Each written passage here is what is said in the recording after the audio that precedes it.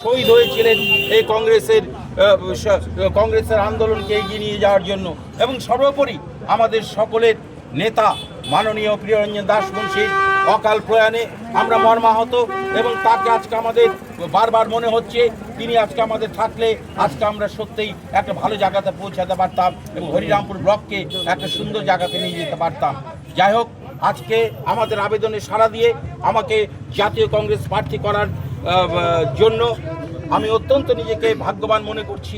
আমি চেষ্টা করব যদি মানুষ আমাকে বিধানসভাতে পাঠায় তাহলে হরিরামপুর সেক্টরের অর্থাৎ হরিরামপুর বংশারী মিলে হরিরামপুর বিধানসভা এই দুই জায়গার পীড়িত লাঞ্ছিত সাধারণ মানুষের কথা আমি যথাযোগ্য জায়গায় পৌঁছে দিব। কি উপকার করতে পারবো কি উপকার করতে পারবো না আমি জানি না, কিন্তু একটা কথা আমি বলতে পারবো, এই এলাকার যারা এতদিন এমএলএ হয়েছে তারা কোনোদিন কেউ বিধানসভায় দাঁড়িয়ে বংশী এবং হরিরামপুরের মানুষের কথা বলেনি, এলাকার মানুষের সমস্যার কথা বলেনি। আমি অন্তত এটুকু পারবো এলাকার মানুষের সমস্যার কথা, বেকার মানুষের ছেলে মেয়েদের কথা, এবং সর্বোপরি হরিরামপুর ব্লকের হাজার এবং বংশী ব্লকের হাজার হাজার পরিযায়ী শ্রমিক যারা পরিবারকে ফেলে দিয়ে, সন্তানকে ফেলে দিয়ে, মা বাবাকে ফেলে দিয়ে আজকে যারা দিল্লি, বোম্বাই, গুজরাট, কেরলে কাজ করছে, সেই সমস্ত হতভগ্ন মানুষের কথা আমি বিধানসভায় দাঁড়িয়ে বলতে পারবো। অন্তত আমি এইটুকু বলতে পারি আপনাদেরকে, আপনারা 2003 সালে আমাকে বিধানসভা ভোটে 2003 সালে পঞ্চায়েত সমিতিতে পাঠিয়েছিলেন, 2008 সালে পাঠিয়েছিলেন, 2013 সালে পাঠিয়েছিলেন, 2019-20 সালে জেলা পরিষদে পাঠিয়েছিলেন। আমি কতখানি কি পেরেছি উত্তরটা দেওয়ার সময় এসেছে আপনাদের কাছে। আমি আপনাদের ঘরের ছেলে, আমি আপনাদের ঘরের একজন কর্মী। আমি আপনাদের কাছে আবেদন করব, আজকে এই দলটা করতে গিয়ে আমরা কি আমাদের কি ত্যাগ আছে আপনারা জানেন।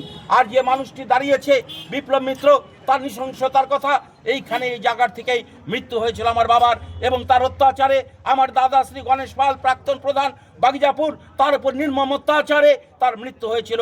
যদি আমাদের সামান্যতম উপকার থাকে এলাকার মানুষের প্রতি, আমাদের যদি সামান্যতম মানুষের ভালোবাসা থাকে, আপনারা নিশ্চয়ই আমি আবেদন করব অন্তত একবার ভোট দিয়ে বিধানসভায় আমাকে পাঠান। আমি চেষ্টা করব আপনাদের স্বপ্নকে সেই জায়গাতে তুলে ধরার।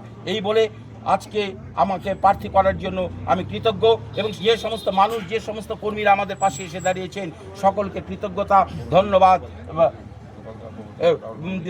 ধন্যবাদ জানাই দক্ষিণ দিনাজপুর জেলার আমাদের সভাপতি গোপাল দেবকে, এবং সর্বোপরি গোপাল দেবের যে অক্লান্ত পরিশ্রম কংগ্রেসটাকে প্রতিষ্ঠিত করার জন্য এবং তৃণমূলের গুন্ডা বাহিনীর বিরুদ্ধে যে লড়াই, সেই লড়াইয়ের বিরুদ্ধে তার আপোষহীন যে কর্মকাণ্ড, তার জন্য তাকে আমরা কৃতজ্ঞতা জানাই আমাদের বৌদি শ্রীমতী দীপা দাশবংশীকে, যার অকৃত্রিম ভালোবাসা এবং তার লড়াইয়ের ফসল আজকে দীর্ঘদিন পর ঘরের ছেলে হরিরামপুর বিধানসভায় প্রার্থী হয়েছে।